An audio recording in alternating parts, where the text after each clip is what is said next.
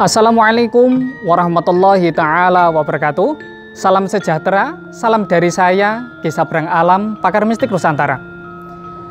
Jika kita menelik sebuah ilmu kebatinan ataupun ilmu kejawen, bahkan ilmu yang berkaitan dengan ilmu kanuragan, mereka seringkali mengaitkan dengan seorang sosok ulama, Syekh Maloyo, Kanjeng Sunan Kalijogo. Dalam video kali ini saya akan mengupas lebih mendetail mengapa sosok dari Mbah Sunan Kalijogo sering dikaitkan dengan hal-hal mistis ataupun hal-hal yang berkaitan dengan ilmu kejawen. Pada video kali ini saya persilahkan untuk menyimaknya. Sunan Kalijogo merupakan salah satu penyebar Islam di tanah Jawa yang sering dikenal dengan Wali Songo. Sunan Kalijogo yang lahir sekitar tahun 1450 ini memiliki nama asli Raden Said. Beliau merupakan putra dari salah satu Adipati Tuban, yaitu Adipati Walatikto pada masa Kerajaan Majapahit. Meskipun Kerajaan Majapahit merupakan kerajaan yang dikenal sebagai kerajaan Hindu-Buddha, namun diketahui bahwa keluarga Sunan Kalijogo sudah memeluk agama Islam sedari kecil. Sayangnya, sebagai seorang Muslim, ayah Sunan Kalijogo memiliki sifat yang kejam. Dia menetapkan pajak yang tinggi pada rakyatnya. Inilah yang membuat Sunan Kalijogo muda menjadi sosok yang pembangkang, karena melihat penderitaan rakyat yang harus membayar upeti atau pajak yang sangat tinggi di tengah kemarau dan paceklik. Hati Sunan Kalijogo yang sangat lembut dan selalu menanamkan ajaran Islam, ajaran yang selalu welas asih marang sedaya makhluk, kasih sayang terhadap sesama manusia. Di dalam hatinya akhirnya tidak tega membiarkan hal ini terjadi, sehingga tanpa berpikir panjang beliau pun mengambil beberapa bahan makanan di lumbung kadipaten untuk dibagikan kepada yang membutuhkan.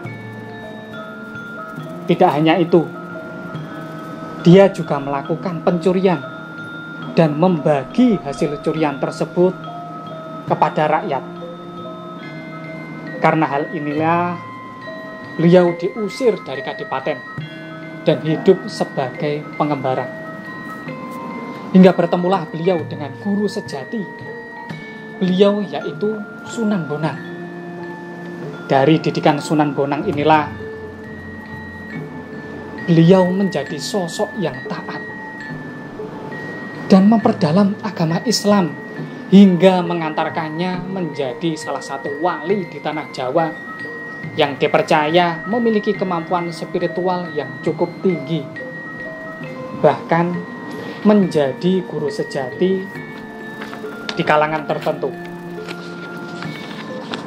Saya pernah mengatakan Sunan Kalijogo itu sering diidentikan dengan ajaran kejawen, kebudayaan kejawen. Mengapa demikian? Padahal jika ditelisik, budaya kejawen itu cenderung terfokus pada ajaran leluhur zaman dahulu. Sementara Sunan Kalijogo dalam hal ini beragama Islam.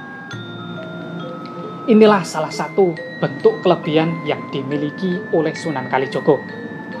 Beliau tidak hanya mempelajari ilmu-ilmu agama Islam saja, namun juga ilmu lain di dalam kepercayaan Jawa, seperti kanuragan, yang mana dalam hal ini dipercaya memiliki hubungan dengan energi kosmik atau energi spiritual yang cukup berkembang pesat di dalam pengaruh Hindu-Buddha di Nusantara.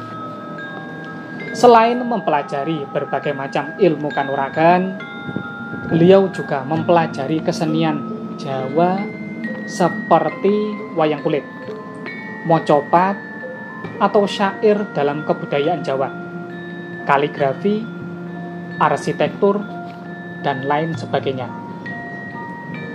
Bisa dibilang beliau mencoba untuk menyatu dengan kebudayaan setempat dengan tujuan supaya secara perlahan agama Islam lebih mudah diterima di hati masyarakat, yang mana kebudayaan Hindu-Budanya sudah sangat mengakar kuat di dalam hati.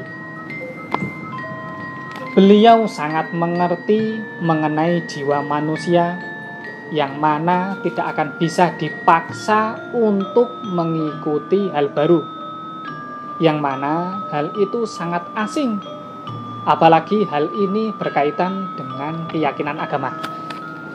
Hal inilah yang menjadi sumber atau tombak dari lahirnya akulturasi atau perpaduan budaya Islam dengan budaya leluhur zaman dahulu yang menganut ajaran Hindu dan Buddha. Memang konsep beliau dalam berdakwah ini cukup banyak ditentang oleh beberapa wali.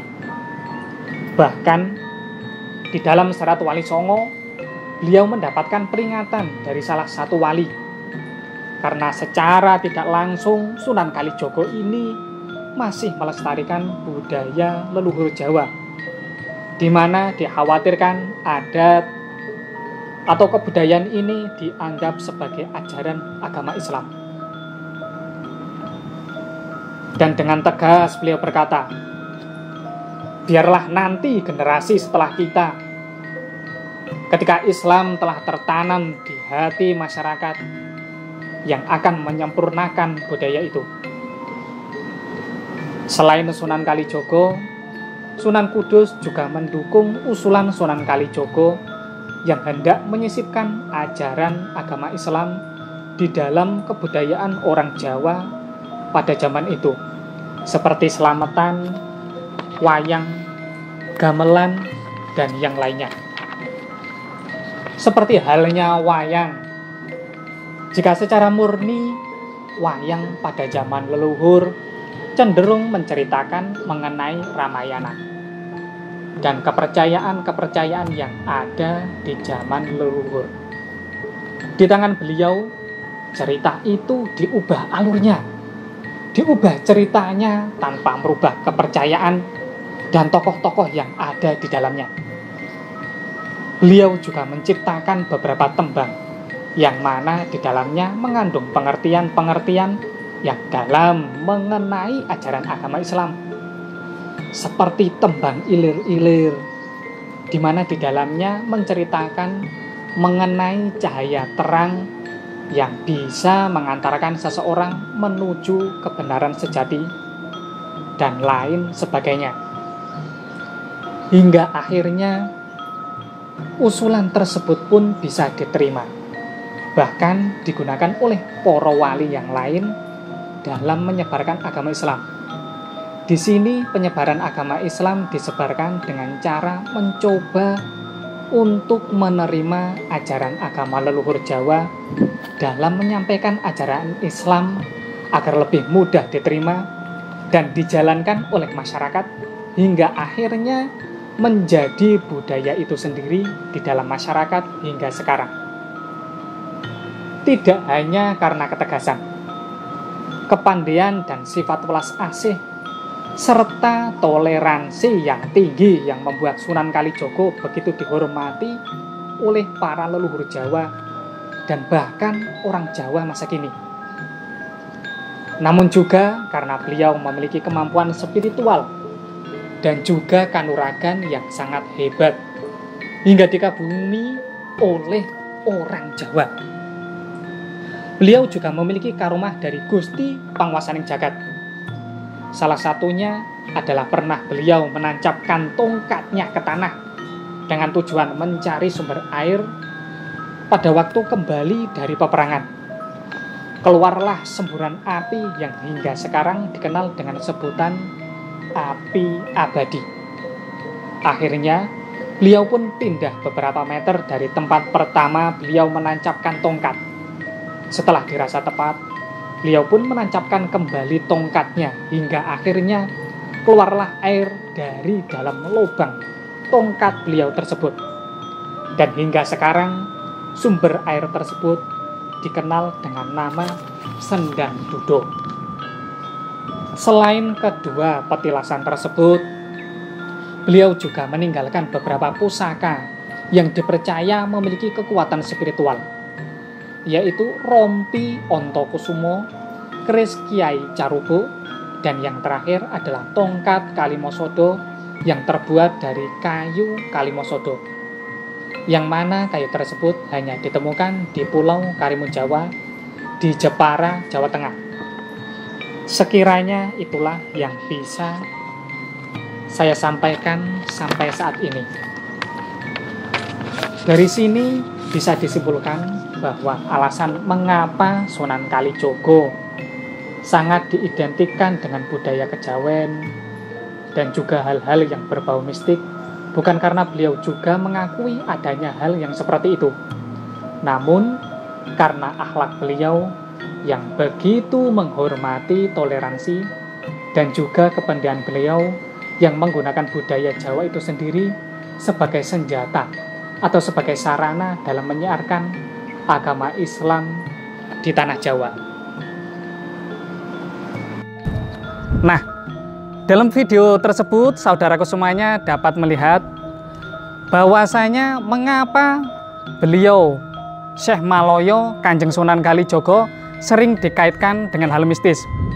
Hal tersebut bukan merupakan bagian dari keyakinan beliau sendiri, namun karena beliau lebih menghormati akan kebudayaan dari orang Jawa itu sendiri.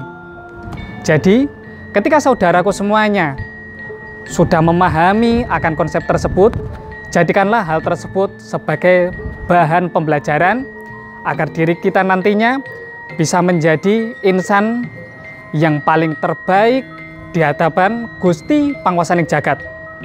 Demikian video kali ini. Wassalamualaikum warahmatullahi ta'ala wabarakatuh. Salam sejahtera, salam dari saya, Ki Sabrang Alam, pakar mistik Nusantara.